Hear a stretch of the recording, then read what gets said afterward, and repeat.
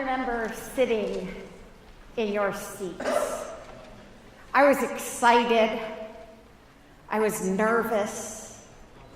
I was ready to launch. You sit at such a critical juncture. The world truly is your oyster. You have been accepted into one of the most prestigious graduate schools on the planet.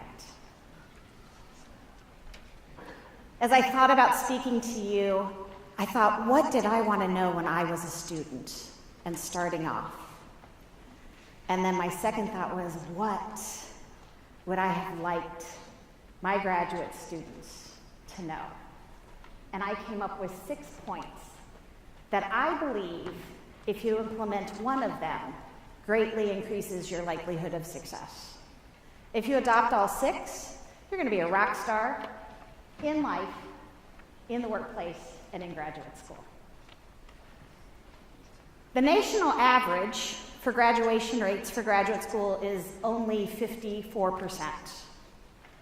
So that means if you look at the person next to you, basically, if it were the national average, one of you would be gone. That's really bad. Because it's a lot of money, time, and effort, and hopes and dreams, right? But Rackham Graduate School, 74%. That's huge. You are highly sought after. And one of the things that is going to matter, whether you graduate or not, is if you believe in yourself and in the power of your dream. There are going to be days when you're going to falter and you're not going to believe in yourself. You're going to hit the wall. And on those days, I want you to believe in the faculty that selected you. They would not have said yes if they did not fully believe and were not fully committed to your success. They believe in you. Do you believe in yourself? You have the brains, you have the wherewithal, you have everything you need to be successful. I was blessed and had parents who always told me there wasn't anything that I couldn't do as long as I was willing to work hard and put my mind to it. When I started my doc program, never once occurred to me that I would not be successful. That's a blessing. Right up until the day I hit the wall. And I'm walking home for a class, and my only thought is, I'm not going to make it. I'm going to have to quit. And then the logical part of my brain said, well, if you don't do this, is there anything else that you want to do? And the answer was no. And so the logical part of my brain said, well, you better go visit the professor. Dr. Jim Collins and I were on a first name basis. And he helped me master the material. Without his help, I don't think I would have made it. Without a dream that I believed in with all of my heart, I don't think I would have made it. Grad school is going to be tough at times, and you can do it. Will you believe in yourself?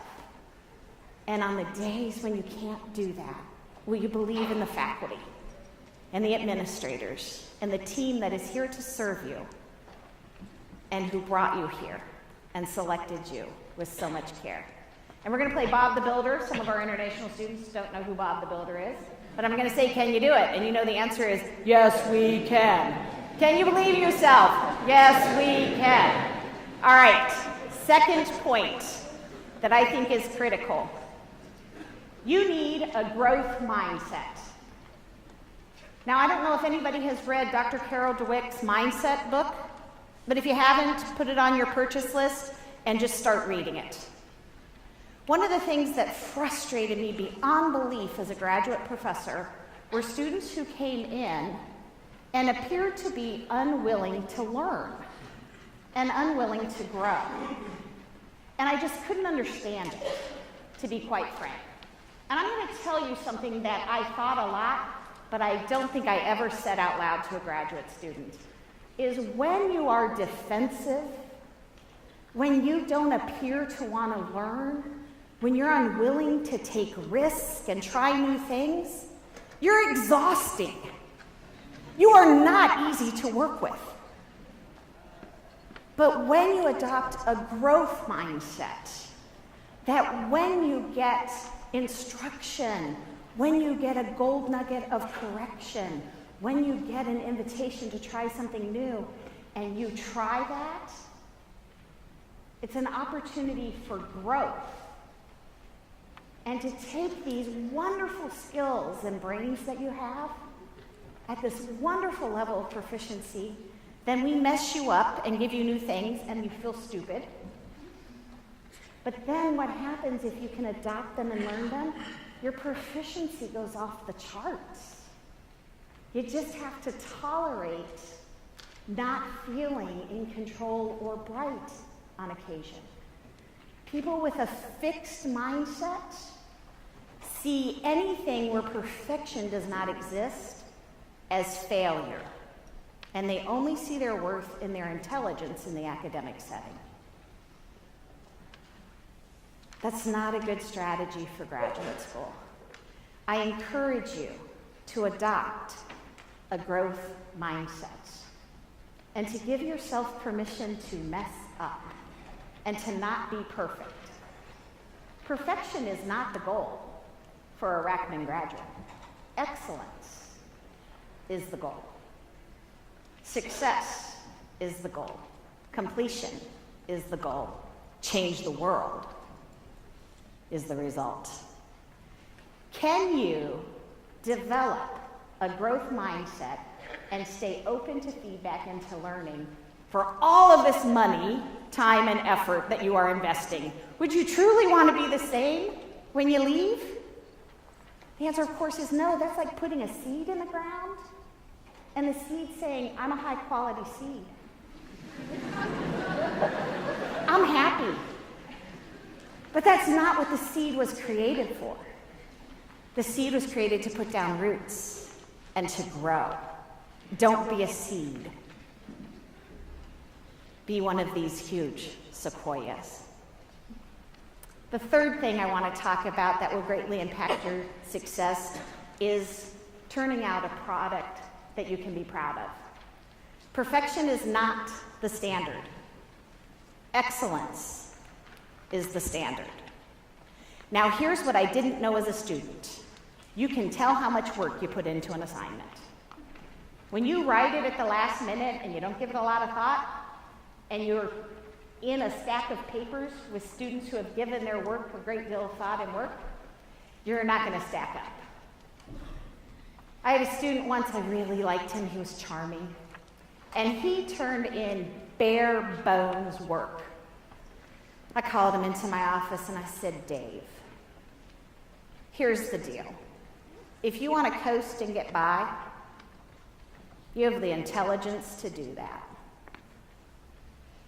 But I want you to know that I know that you can do better. Here's a second thing I want you to know. Writing matters. For the rest of your life, you will represent the University of Michigan, Rackham Graduate School. You need to be a proficient writer. And I'm just going to tell you something straight up. When grad students can write, grading is a pleasure. Because I learned. And when grad students can't write, that's what causes baldness in your faculty. Proven scientific fact. I used to just want to beat my head against the wall. So I was really fortunate in my master's program. I came in and had a graduate assistantship, and I did my spiel, and the guy after me did the English proficiency exam. And I am a big believer in wise utilization of resources. So he's a PhD student in English, and I say, will you proof my paper? He says, sure. I got that paper back. It had so much red on it, there was very little white. But he gave me an education in graduate writing. And that's a skill set. He proofed my next paper. I got an even better education. And I learned how to write. That is a skill that you will use the rest of your life. Now, here's the one thing. You don't want to be like my one student. I was reading her work and I said, she's such a good writer. This student writes as well as I do. This student writes better than I do. This student plagiarized. Yeah, don't plagiarize. We kicked her out of our program because we believed that what you do when you're here determines what you'll do when you're out in the world. And if you're going to cut corners, you've told us who you are. And Maya Angelou says, people tell you who they are, believe them. Don't cut corners, produce quality, and you'll be a rock star in the classroom. Can you do it? Okay, you can. You truly can. It might just take a little work. Don't go into shock the first time you get a paperback that has red on it. I actually, one more point about that. I labored over my first students' papers, and I gave them back, and I knew that they would be so happy to learn how to be better writers. That's called being naive. I woke up. I never expected them to thank me after that. Here's what I love. All these years later, I still run into my students, and they tell me thank you for having high standards. That's the type of professor that you want, not the one who's easy, who lets you coast, which you probably don't have any of those here. You want the one who makes you dig deep and work hard, because when you graduate, you don't want the imposter syndrome. And that is the question of, will they find out today that I do not know what I am doing? When I got out of my doc program, they made me work so hard. I started very early on training clinical supervisors throughout the state, and one woman said, how does somebody so young have so much confidence? I'm like, I worked my butt off. I know what I know what I know because my faculty never let me coast. Be that student. You represent one of the finest institutions on the planet. You're going to mess up as a graduate student, it's a given. I'm going to tell you one of my big mess ups. So I'm new in my doc program, it's probably week 3, and we used to have to watch videotapes. That tells you how long ago I was in grad school. And my supervisor sat down with me and she said, did you watch your tapes? And I said, oh yes. Do you think I had watched my tapes? Oh no. So we did a 1-hour clinical supervision, and at the end she said, okay, thanks, Sherene. And I said, thanks, Dr. Freeman. And I got up and I headed out the door. By the time I got to the stairs, my appropriately guilty conscience kicked in. I don't want to be a liar. And I don't want to lie in a relationship with my major professor. So I mustered every bit of courage that I had, and I knocked on her door, and she looked up, and I said, I need to tell you something. Okay. I lied to you. I didn't watch my tape. Shame. That's shameful. It's embarrassing. It's mortifying. She was so incredible. She said to me, why did you lie? Because I wanted to look better in your eyes. I would prefer you not do that again. Me too. I'm telling you, I have a mantra for when you mess up, because you're going to need to do repair work in personal relationships and professional relationships with students, with your family, with your faculty. You're human beings in tight conditions, learning and pushing and growing. Here's my mantra. Mess up, you're going to do it. It's a given. Fess up, that's what separates people of integrity from people who have less integrity. Mess up, fess up, make it right, and then move on. Because you cannot live in the past. You're going to mess up. And then I'm going to tell you one other thing. I remember very early on, I was watching another tape with another faculty member, and I did something. He's like, don't do that. And I'm like, well, here's why I did it. What's that? Defensiveness, right? He turned off the television, looked me square in the eye, and he's like, you don't know enough to tell me why you did something. I spent the next 3 years thinking that every time he saw me, he thought of that conversation. I'm going to tell you something as a faculty member. They have too much on their plate to remember those conversations. It's just have the conversation, move on. You got to forgive yourself for being delightfully human. You're going to mess up. It's what you do with it that matters. Mess up, fess up, make it right, move on. The future's waiting for you. Can you do it? Yes, we can. I'm not sure I believe that one. Let's try that one more time. Can you do it? Yes, we can. I believe you. That was fantastic. The next strategy that you must have in order to be successful is you are going to have to navigate difficult people. You are going to have to navigate what I like to call delightfully quirky faculty members. What that means is they have ways they want things done. Have you noticed that? Yes, I'm just going to tell you something. You get a syllabus at the beginning of every class. That is your contract. Savvy students who graduate figure out how to navigate professors. And I'm not talking brown-nosing schmoozing here. I'm talking, here's the route. Here's what I want. And then it's your job to figure out how to deliver that if you want a good grade and if you want to pass. It's the same with a thesis. It's the same with a PhD. There's a goal. There's a clear route that doesn't always feel clear. But the faculty member gets to set that path. It is the privilege of the faculty member who has worked with the entire graduate faculty to ensure what's being covered in that course. It is their privilege.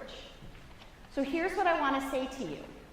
If you want to set the rules, you can do that. But my hunch is you will not finish graduate school.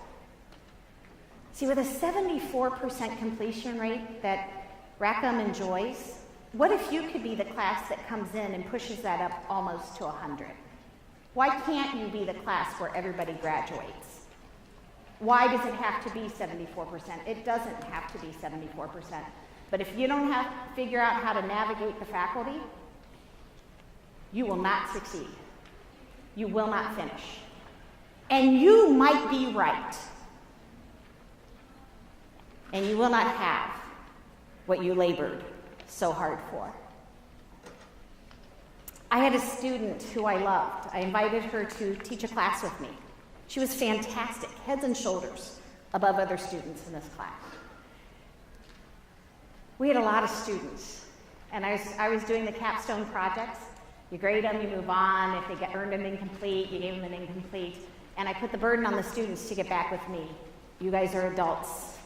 Faculty aren't going to chase you down, and make sure that you do your work. She turned in her paper, and it had a lot of red. It was her first draft.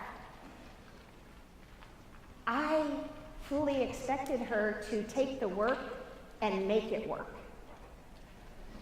And guess what she chose? To never finish. It made me sick on my stomach. Navigate the faculty. Work with instead of against. And you will succeed. The last thing that I want to talk to you about is finishing. When I asked my outside committee member to serve on my committee, he said one thing to me. I will only do it if you're going to graduate. I said to him, I am not working that hard and not getting a brass ring. I will finish. See, my dream was to be a professor. And there was no way my dream was coming true in a graduate program if I didn't have a PhD. it wasn't going to happen. I said, case closed, I will finish. He said, good, I will be on your committee. And then he said something to me that I have never forgotten that had so much wisdom and promise. He said to me, Sherene, I cannot tell you the doors that will open for you, but I can tell you they will be unbelievable. You see, each degree opens another door. And I'm going to give you a piece of career advice. Don't repeat a master's degree. You've already proved you're smart enough to do a PhD. It's just a little bit more work. Master's degrees will open these doors. And maybe for a specific job, you need a master's in another discipline. If you're completely shifting disciplines. But other than that, get the doctorate. Because it opens incredible doors. I can't tell you the doors that will be open to you, but I can tell you he was right. The doors that have been opened to me are absolutely incredible. I get to live every day a life I love. I get to travel the globe, equipping, empowering, and inspiring other people to achieve and to be more effective on a daily basis. There's one thing that would break my heart in a couple of years, is if I sat with you and you told me that you chose not to finish. One of my good friends chose not to finish her dissertation. She felt she had an unsupportive faculty member. She hadn't found a study group. She hadn't figured out how to navigate a system. And I'm going to be honest with you, he wasn't the best faculty member. He wasn't warm and fuzzy and relational, and he didn't hold her hand. And that is the luck of the draw. We went out to dinner on the day that she told me she was not going to finish. And I went more than she did. Because I knew more of what that meant. I don't want a 74% completion rate. It's great compared to the national average. But it's not great for the 26% who leave without their brass ring and without their hopes and dreams. Will you finish? Can you do that? Yes, we can. Let's try it one more time, but put I in there. Will you finish? Yes, I can. You guys, this is, I think, the biggest question you're going to be asked in the next 5 years. That was not compelling. I didn't believe it. I believed about a 74% rate. How about you? Yeah, so if you want to be part of the 74%, but I think we can bump that up to 100%, will you finish? Yes, I will! Turn to your neighbor and go, I will finish.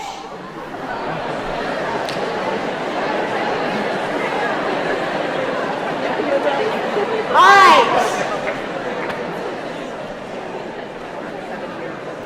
All right, it's almost time for ice cream, so let me finish up. The faculty believe in you. The faculty believe in you. Believe in yourself. Grow. Do the work. Have fun. Finish and see what doors will open for you. My one promise is they will be unbelievable.